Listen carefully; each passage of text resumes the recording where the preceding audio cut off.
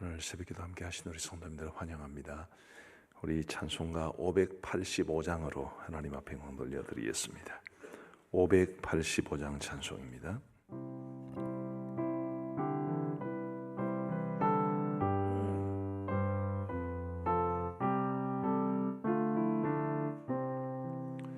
내 주는 강한 성이요 방패와 병기 되시니 큰 환난에서 우리를 구하여 내시리로다.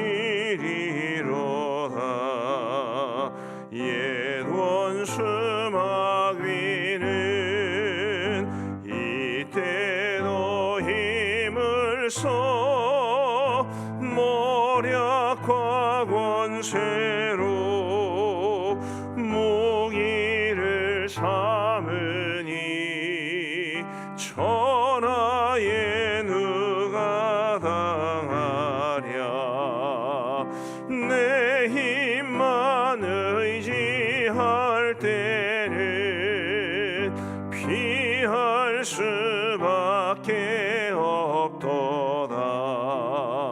힘 있는 장수 나와서 날 대신하여 싸우네.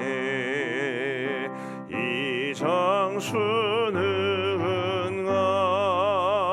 주 예수 그리스도 만군의 주로다.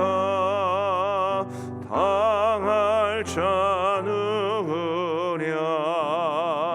반드시 이기리로다. 이 땅의 마귀들 끌어 우리를 삼키려 하나. 겁내지 말고 섰거라. 진리로 이기리로다. 친척과 재물과 명예와 생명을 다 빼앗긴데도 진리는 살아서 그 나라 영원하리라.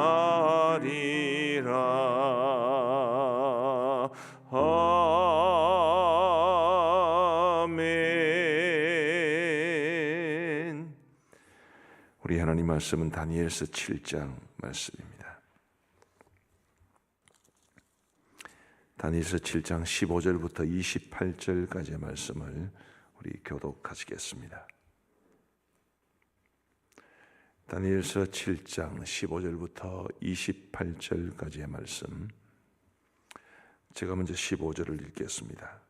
나 다니엘이 중심에 근심하며 내 머릿속의 환상이 나를 번민하게 한지라. 내가 그 곁에 모셔선 자들 중 하나에게 나아가서 이 모든 일의 진상을 물으매 그가 내게 말하여 그 일의 해석을 알려주며 이르되, 그 내 큰 짐승은 세상에 일어날 내 왕이라. 지극히 높으신 이의 성도들이 나라를 얻으리니 그 누림이 영원하고 영원하고 영원하리라. 이에 내가 넷째 짐승에 관하여 확실히 알고자 하였으니 곧 그것은 모든 짐승과 달라서 심히 무섭더라. 그 이는 쇠요 그 발톱은 노신이 먹고 부서뜨리고 나머지는 발로 밟았으며 또 그것의 머리에는 10뿔이 있고 그 외에 또 다른 뿔이 나오매 3뿔이 그 앞에서 빠졌으며 그 뿔에는 눈도 있고 큰 말을 하는 입도 있고 그 모양이 그의 동료보다 커 보이더라. 내가 본즉 이 뿔이 성도들과 더불어 싸워 그들에게 이겼더니 옛적부터 항상 계신 이가 지극히 높으신 이의 성도들을 위하여 원한을 풀어주셨고 때가 이름에 성도들이 나라를 얻었더라.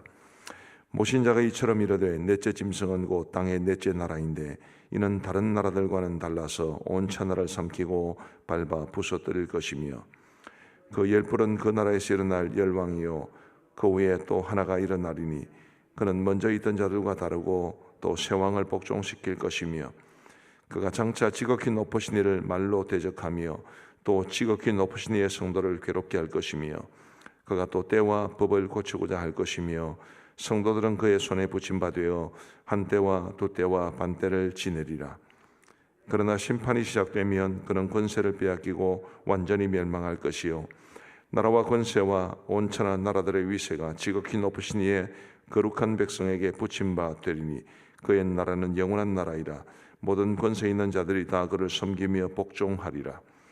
그 말이 이에 그친지라. 나 다니엘은 중심이 번민하였으며 내 얼굴빛이 변하였으니 내가 이 일을 마음에 간직하였느니라. 아멘. 어제 저희 집사람이 저한테 큐티하기가 너무 어려워요 그러더라고요. 다니엘서는 진짜로 큐티하기 어려운 본문입니다. 아무리 어려운 본문이라도 이 성경의 일부분을 지내고 말씀을 묵상할 수는 없기 때문에 우리가 말씀을 쭉 묵상하다 보면 어쩔 수 없이 이런 어려운 본문을 경험할 수밖에 없습니다. 다니엘서는 크게 두 부분으로 나누어지는데 이제 앞부분이 1장부터 6장까지이고 그리고 뒷부분이 7장부터 12장까지입니다. 그 내용이 확연하게 다릅니다. 1장부터 6장까지는 주로 이야기 투로 다니엘이 잡혀갔다, 느부갓네살이 꿈을 꾸었다, 또 벨사살 왕이 잔치를 베풀 때에 사람의 손가락 같은 것이 나타나서 썼다, 다니엘의 세 친구들이 금신상에게 절하지 않아서 풀무불에 던져졌지만 하나님이 도우셨다, 다니엘이 사자굴 속에 들어갔지만 하나님께서 그 다니엘을 도우셨다, 이런 이야기 투로 쭉 진행이 되기 때문에 사실은 굉장히 이해하기도 쉽고 또 은혜도 있습니다. 근데 다니엘 7장부터는 이제 계속 환상에 대한 이야기가 나오기 때문에 굉장히 이 말씀을 묵상하는 것이 쉽지가 않습니다. 더군다나 이 환상의 의미를 해석하고 아는 것도 어렵습니다. 왜냐하면 이게 환상이기 때문에 아주 명확하게 우리에게 그 의미를 전달해 주는 것이 아니라 굉장히 오묘한 형태로 또 때로는 모호한 형태로 우리에게 말씀을 전해주기 때문에 학자들 간에도 이 다니엘서를 어떻게 이해를 하는지에 대해서 굉장히 이견이 많이 있습니다. 아주 비근한 예를 하나 들면 오늘 본문에도 두 때와 한 때와 반 때를 지난다 이렇게 나오는데 그 두 때와 한 때, 반 때는 합치면 이제 세 때 반이 아니겠습니까? 이게 3년 반을 가리키는데 도대체 이 3년 반이 어디에 해당하는 3년 반인가라는 것에 대해서 정말로 많은 이견들이 있습니다. 그래서 다니엘서를 묵상하는 것도 어렵고 다니엘서를 설교하는 것도 굉장히 어렵습니다. 그럼에도 불구하고 제가 이 다니엘서를 묵상하면서 우리 다른 목사님들도 마찬가지겠습니다만은 저희가 이해하는 범주에서 말씀을 드리는 것을 받아들이는 것이 제일 수월하지 않겠나 그런 생각을 하게 됩니다. 다니엘에게 하나님께서 특별히 이런 환상을 보여주신 이유가 뭘까? 이거 한번 생각해 볼 필요가 있습니다. 구약의 선지자들이 수도 없이 많은데 왜 유독 하나님께서는 다니엘에게 이런 환상을 자주 보여주셨을까? 아마 그것은 우리가 정확하게 이것이다라고 말하기도 쉽지는 않지만 한 가지 근거를 생각을 해보자면 다니엘은 유독 그의 인생에서 굉장한 격동기를 많이 맞이했습니다.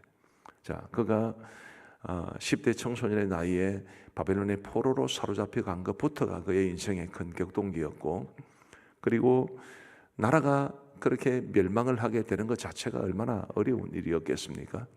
그리고 다니엘이 바벨론에 사로잡혀 가서 있는 그 중에 이 메데 바사 제국이 이 바벨론을 무너뜨리고 새로운 제국을 세웠습니다. 한 제국이 사라지고 또 다른 제국이 일어나는 그것도 우리가 편하게 말을 해서 그렇지 얼마나 큰 격동기였겠습니까? 그런 격동의 시대를 겪어가면서 이 다니엘이 늘 하나님 앞에 기도하고 또 말씀을 붙잡는 모습을 볼 수 있습니다. 뭘 위해 기도했을까요? 하나님 이런 역사의 격동기에 과연 하나님의 뜻이 무엇입니까? 그런 고민을 하며 기도했던 사람이고, 그리고 하나님의 뜻을 알기 위해 하나님의 말씀을 이제 들었던 사람입니다. 그랬던 그였기에 특별히 그가 사로잡혀 갔던 상황도 그렇거니와 그가 그런 격변의 시대에 우리 하나님의 뜻을 알기를 원했기 때문에 우리 하나님께서 그에게 환상을 보여주신 것이 아닌가, 저는 그렇게 생각하고 있습니다. 오늘 이 다니엘 7장 말씀도 벨사살 왕 원년에 다니엘이 받은 환상이라 그렇게 7장 1절이 말해줍니다. 이 벨사살 왕은 바벨론의 마지막 왕이었지요. 세계 역사에서 사실은 바벨론이라는 나라는 두 번 등장합니다. 우리가 느부갓네살이 세운 이 바벨론은 뒤에 일어난 바벨론 제국이기 때문에 신바벨론 제국 이렇게 이야기를 하고요. 그보다 훨씬 앞에 이제 원래의 바벨론 제국이 있었습니다. 근데 신바벨론 제국을 느부갓네살이 세우고 또 굉장히 번성했지만 그게 오래 가지를 못했습니다. 벨사살이 이 원년에 벨사살이 다스리기 시작했던 그의 첫 해에 벌써 나라의 기운은 많이 기울고 있는 그런 상황이었고, 한 나라의 국군이 다한다, 한 나라가 기운다, 그것 자체가 굉장한 격동기였기 때문에 이미 다니엘서 2장에서 느부갓네살 왕의 꿈을 해몽해 준 적이 있는 다니엘은 바빌론이 무너지고 새로운 나라가 일어나게 될 것을 그는 알고 있었습니다. 그래서 그런 격동의 순간에 하나님께서 과연 어떻게 이 세상 역사를 다스리시는가, 또 그런 세상 역사 속에서 하나님의 백성들은 어떻게 되는가 라는 것에 대해서 우리 하나님 앞에서 굉장히 기도하며 그 뜻을 알기를 원했기 때문에 오늘 이 7장의 환상이 주어진 것이다, 그렇게 보시면 되겠습니다. 특별히 다니엘서 7장의 핵심 내용은 로마 시대에 이루어진 일이라고 보시면 됩니다. 다니엘이 환상을 보는 중에 한 짐승을 보았습니다. 사자를 보았습니다. 두 번째 짐승은 곰이었고, 세 번째 짐승은 표범이었고, 네 번째 짐승은 뭐 이렇게 견줄 만한 대상이 없을 만한 그냥 짐승 이렇게 기록되어 있습니다. 이 네 나라가 각각 바벨론, 그리고 메데바사, 그리고 헬라, 그리고 로마 제국을 가리킵니다. 특별히 이 19절 말씀에 보시면 이에 내가 넷째 짐승에 관하여 확실히 알고자 하였으니, 이렇게 기록되어 있죠. 이에 내가 넷째 짐승에 관하여 확실히 알고자 하였으니, 이 넷째 짐승이 뭐 앞에 사자나 혹은 곰이나 표범과 같이 그렇게 등장한 이런 형태의 짐승과는 너무 달랐기 때문에 이 다니엘이 넷째 짐승에 관한 환상을 보기를, 이 의미를 알기를 원했습니다. 그래서 이 하나님의 사자가 그에게 이 넷째 짐승에 관한 것을 알려주는데, 핵심은 10개의 불, 3개의 불, 하나의 불, 이렇게 됩니다. 10개의 불, 3개의 불, 하나의 불. 자, 우리 20절 말씀에 보시면 또 그것의 머리에는 10뿔이 있고 그 위에 또 다른 뿔이 나오매 새 뿔이 그 앞에서 빠졌으며 그 뿔에는 눈도 있고 큰 말을 하는 입도 있고 그 모양이 그의 동료보다 커 보이더라. 10개의 뿔이 있고 하나의 뿔이 있고 새 뿔이 있고 그러지 않습니까? 우스갯소리로 유럽연합이 처음 출범할 때 나라가 10개의 나라였습니다. 지금은 30몇 개의 나라인가 그렇죠. 그 10개의 나라가 유럽연합을 이루었다고 해서 이제 요한계시록에도 열이라는 단어가 나오고 이 다니엘서에도 10뿔이 나오기 때문에 드디어 적그리스도가 출현했다, 그렇게 온 세계의 그리스도인들이 난리 법석을 떤 적이 있습니다만은 적그리스도가 아닙니다. 그러니까 성경에 나오는 것을 10개의 뿔이니까 10개의 나라, 이렇게 쉽게 이해를 하는 것은 굉장히 오류에 빠질 수 있는 일입니다. 아까 말씀드렸듯이 다니엘서의 말씀을 쉽게 그냥 이것은 이것이다 라고 적용하는 것은 굉장히 어려운 일입니다. 자, 이 10개의 뿔은 10명의 왕을 상징한다고 봅니다. 근데 그 열이라는 숫자가 정확하게 열이 아니라 그냥 많은 왕들, 이 로마의 제국을 통치했던 많은 왕들을 가리킨다고 보시면 됩니다. 그러니까 10개의 뿔이 10명의 왕, 많은 왕들을 가리키는데 동시대의 10명의 왕이 아니라 시대를 쭉 내려가면서 로마를 통치한 왕들, 그렇게 보시는 것이 그냥 그게 제일 정확한 이해가 아닐까 싶어요. 그 중에 세 뿔은 세 명의 왕들을 가리키는데, 이 세 명의 왕도 정확하게 세 명이라기보다는 그 10명으로 묘사된 많은 왕들 중에 일부의 왕이라 이렇게 보시면 되는데, 그 세 뿔로 묘사된 세 왕은 그리스도인들을 핍박했던 왕들을 가리킵니다. 네로라든지 도미티아누스 황제라든지 이 로마 제국의 역사에는 기독교를 박해한, 하나님의 백성들을 수도 없이 죽인 사람들이 많이 있습니다. 그 왕들을 가리킨다고 보고요. 한 뿔은 그 중에서도 아주 악하게 하나님의 백성들을 핍박한 사람을 가리킵니다. 이 사람이 네로일 수도 있고 도미티아누스일 수도 있지만, 어쨌든 아주 극악한 한 왕이 하나님의 백성들을 핍박하게 될 것이다, 그렇게 이야기를 해주고 있습니다. 자, 이것이 이 다니엘서 7장에 말하는 핵심 내용입니다. 장차 로마 제국이 일어나게 될 것이다. 로마라는 이름은 없지만 짐승과 같은 한 나라가 일어나게 될 것이고, 그 나라가 10개의 뿔처럼 많은 왕들이 다스리게 될 것이고, 그 중에 특별히 3개의 뿔처럼 하나님의 백성들을 특별히 핍박하게 될 왕들이 일어나게 될 것이고, 그 중에 한 왕은 아주 극악무도해서 하나님의 백성들을 수도 없이 많이 죽이게 될 것이다.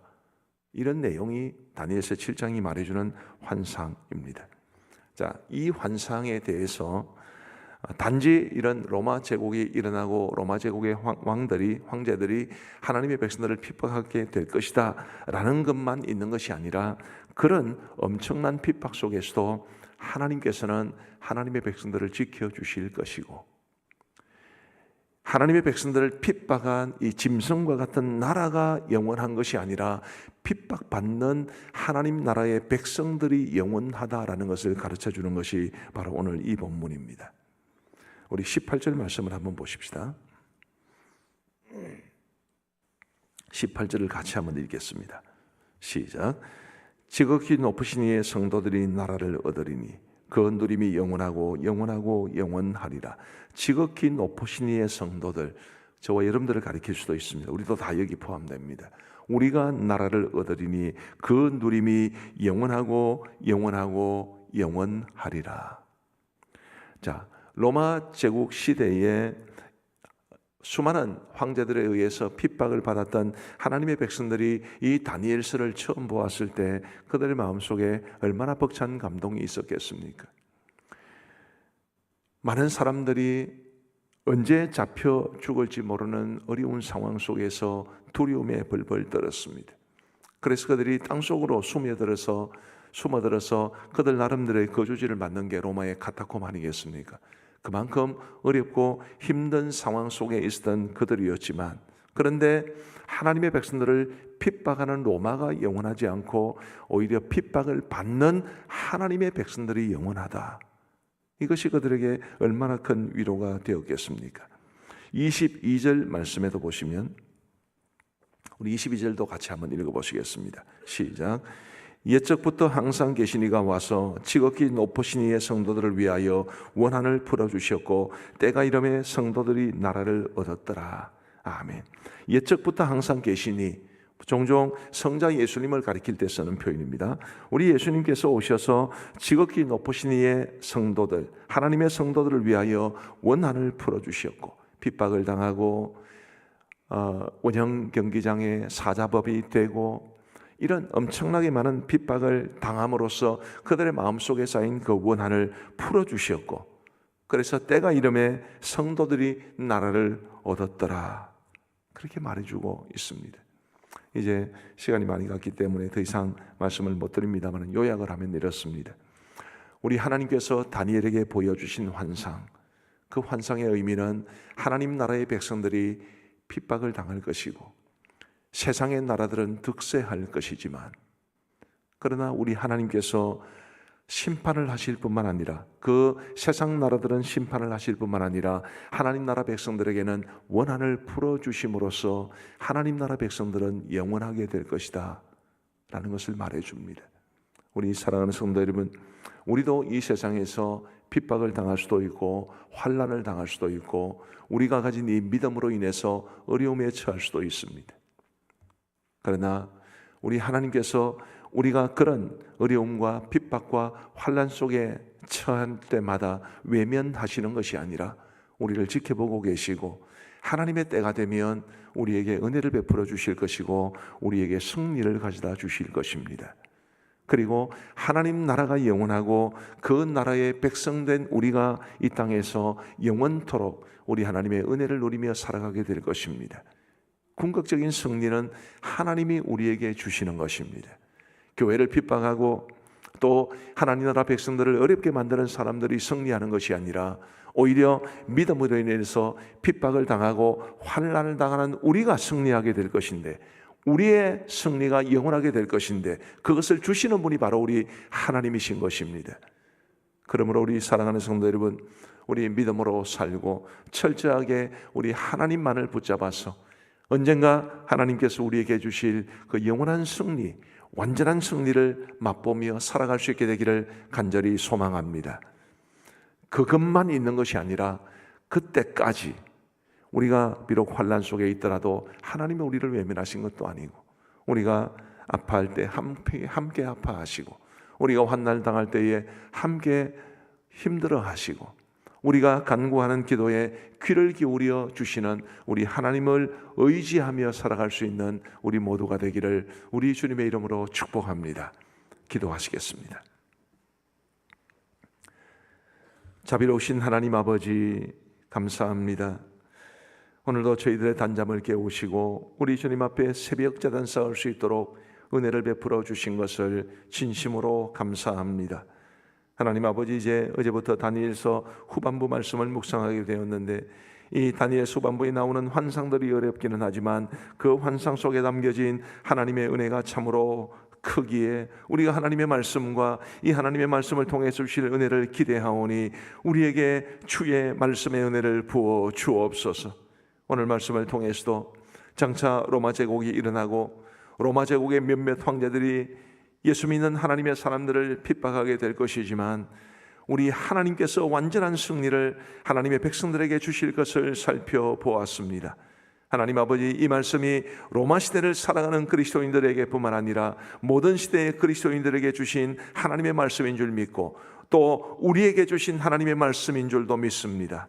하나님 아버지, 우리가 가진 믿음이 때로는 초라해 보이고 세상 속에서 우리는 너무나 작아 보이고 우리의 힘이 약해 보이고 때로 우리가 믿음 때문에 환난을 당하고 때로 우리가 고난 속에 처하기도 하겠지만 이 모든 것을 지켜보시며 하나님의 선하신 때를 따라 우리에게 은혜를 베풀어 주시고 우리에게 도움을 주시고 우리에게 승리케 하실 하나님을 바라보며 믿음으로 살아갈 수 있는 우리 모두가 되게 하여 주옵소서.